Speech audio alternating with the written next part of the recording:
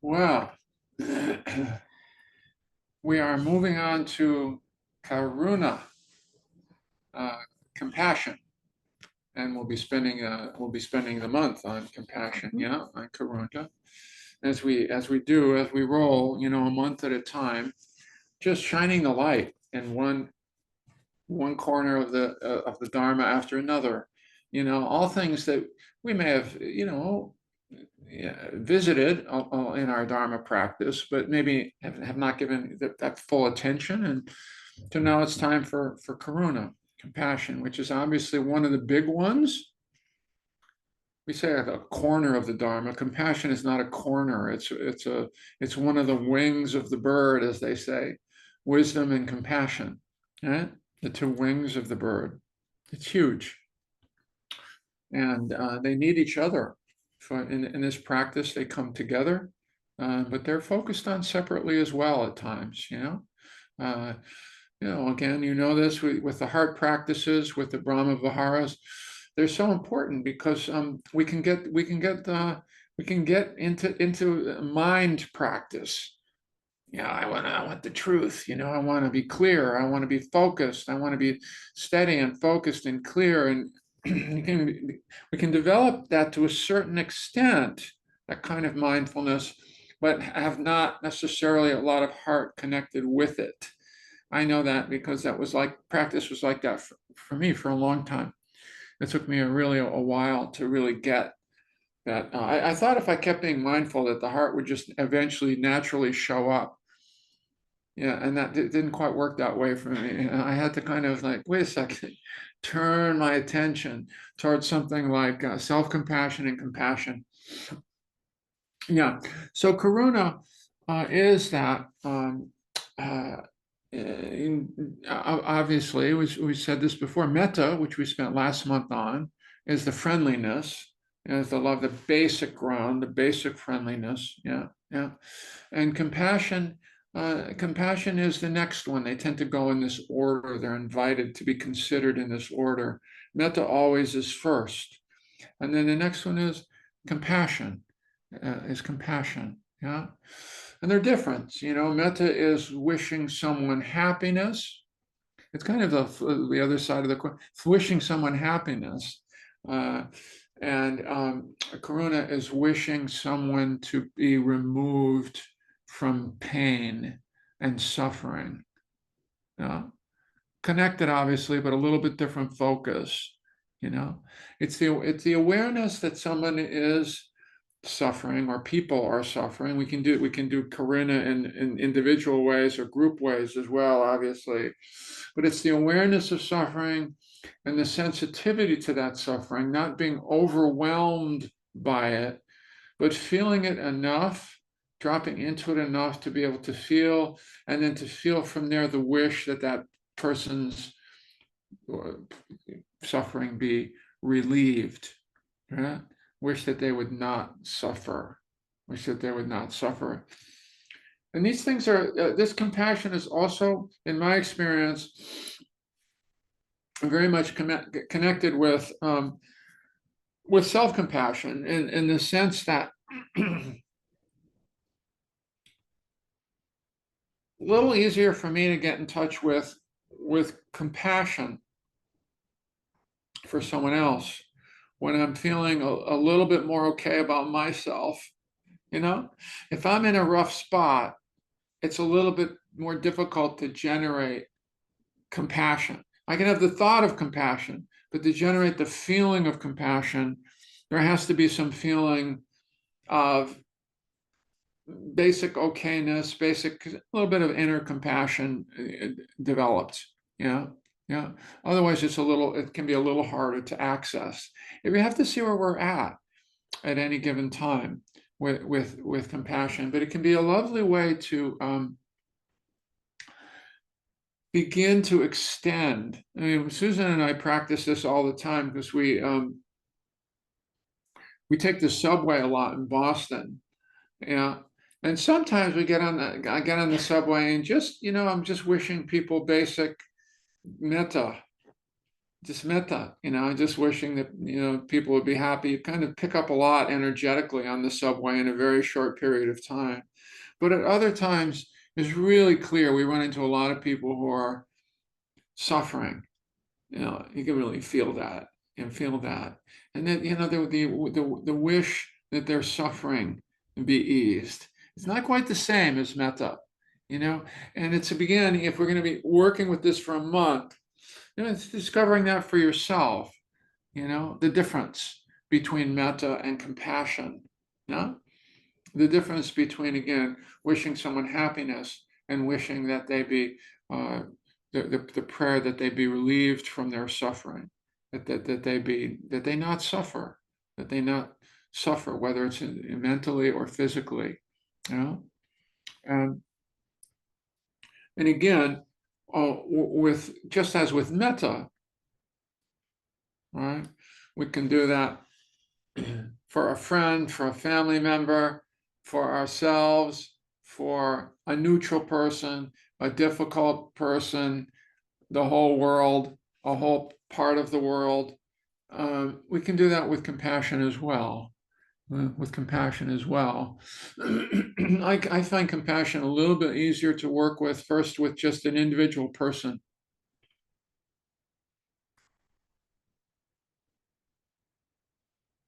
And don't we all know someone who's suffering? Yeah, right there. That's the start. That's the starting point. We're not just wishing that person happiness, right? It's like, just like, oh, that person who just got a hip replacement, and it's that first 2 days after surgery, or that person who just not certain what their diagnosis is now, but they've got some scary thing going on there. Yes, just dropping into that for a moment. May that person be relieved of their suffering, Yeah, yeah. Just dropping into it for a moment. And for myself, I didn't used to invite that much into my meditation practice itself, but I do that a little bit more now. Let's set up the holding environment, get up a little bit of friendliness going on there internally, and then who do I know who's suffering? I don't have to. It doesn't take me long to find someone. Yeah, yeah. I have a couple good friends who are struggling a lot right now. One mentally and one physically with a terrible diagnosis. And I just thought, oh yeah, those two. Yeah, yeah, yeah, yeah, yeah. And just a moment of that, and just a moment of, what we're doing is bringing the Brahma Viharas, right? They talk about the four immeasurables. It really means we have those capacities. They are part of our affiliative nature, it is part of our nature. It's there, but we still have to cultivate it. We still have to bring it forward. Sometimes it'll arise spontaneously, but sometimes it won't arise spontaneously. And so it's one of those qualities that we want from time to time to bring forward, Yeah. And so we'll be inviting you to bring it forward in this way and that way through the month, you know, through the month. And we'll have a few opportunities to do that and to invite that in, both as we're walking about, walking through the world as well. It's just like, oh yeah, when I see, they've done some research, for example, this would be a good one. I'm not sure where you live, but there are a few homeless folks in Boston, and they've done some research that for most people, when they walk by a homeless person, there's something going on in the brain waves and in the heart where it's almost like they don't want to feel anything with regard to that person, almost like they're not wanting to feel any of the distress or pain that's going on there.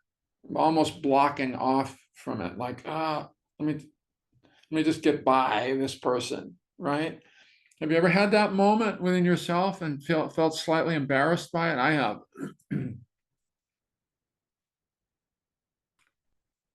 Oh, so many opportunities out there to not do that, when we have the bandwidth to go, oh, just a moment. Oh, oh, oh, may this person be uh, free of suffering. Yeah. So let's meditate together. Let's open up a little bit.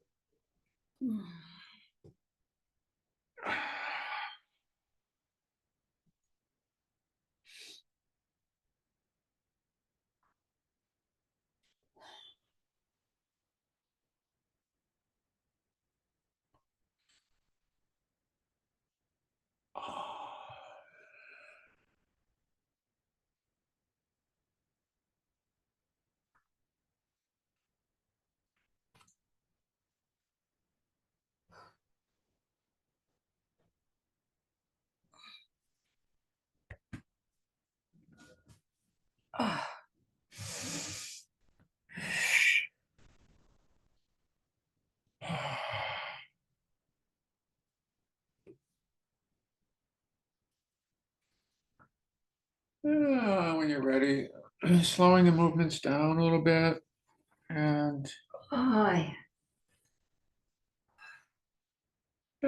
maybe lightly closing the eyes.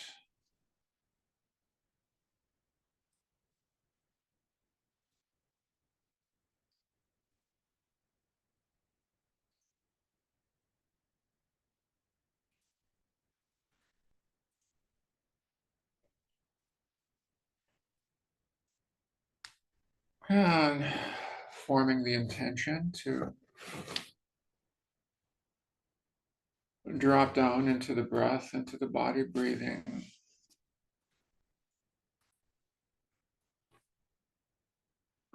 And orienting towards settling.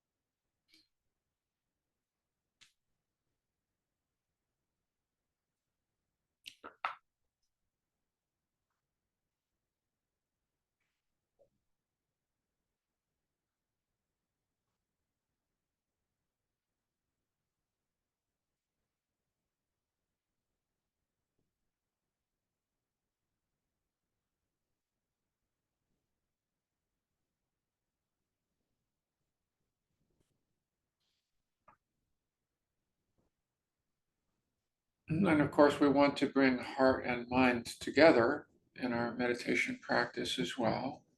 That caring kind of attention, not just observing, but caring attention.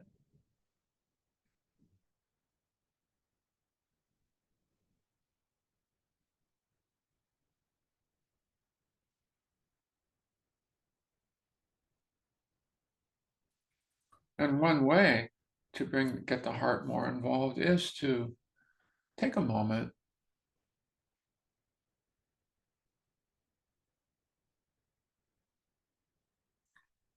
to consider someone who's struggling right now, in either physically or emotionally.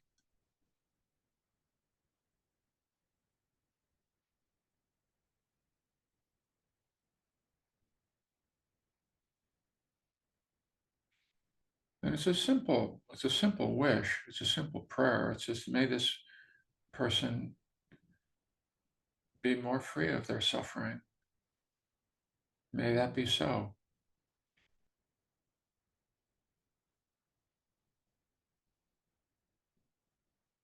And so it's keeping it relatively simple in that way, not necessarily going into uh, too much story there, but it's sending the wish nonetheless. It's a way to bring our own hearts forward into our meditation practice as we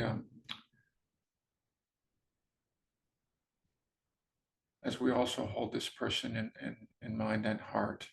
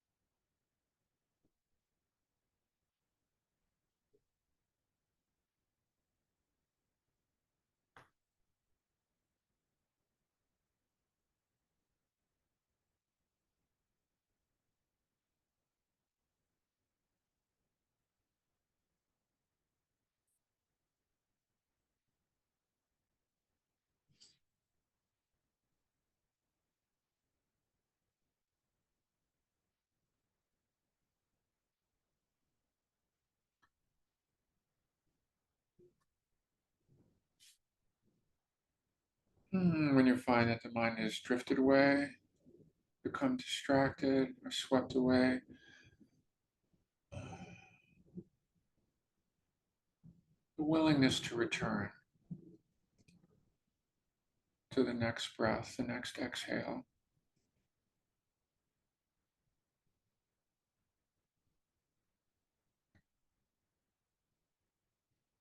That willingness to return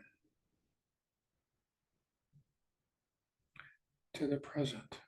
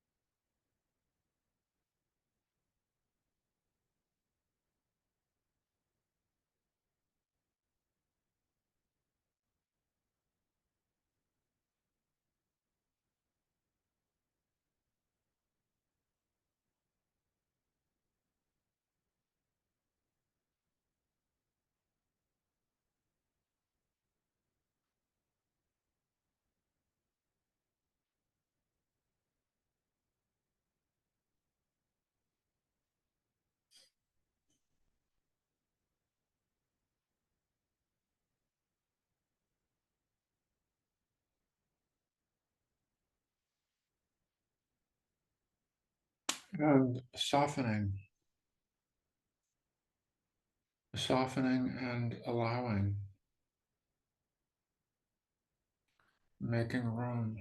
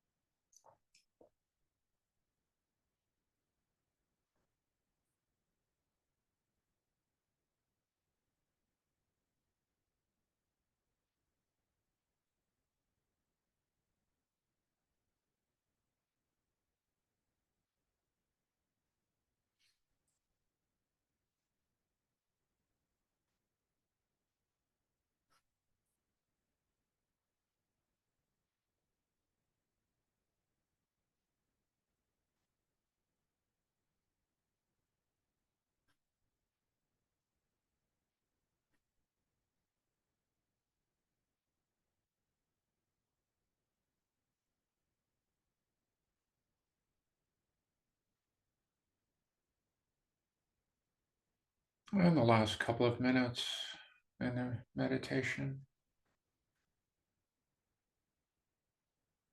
settling back a bit more.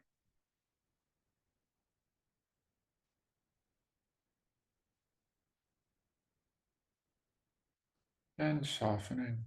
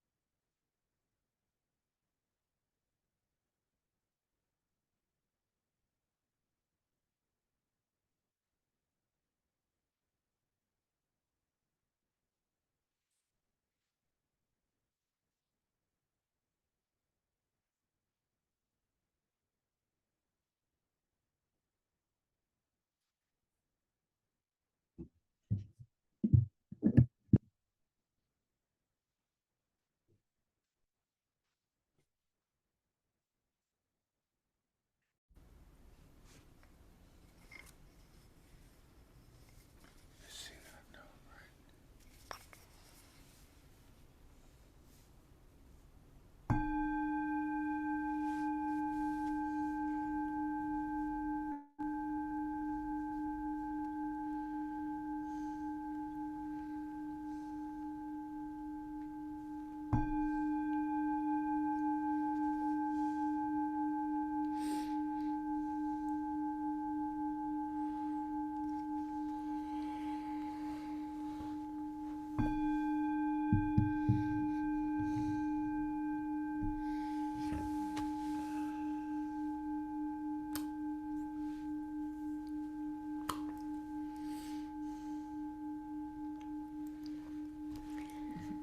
Thank you, everybody.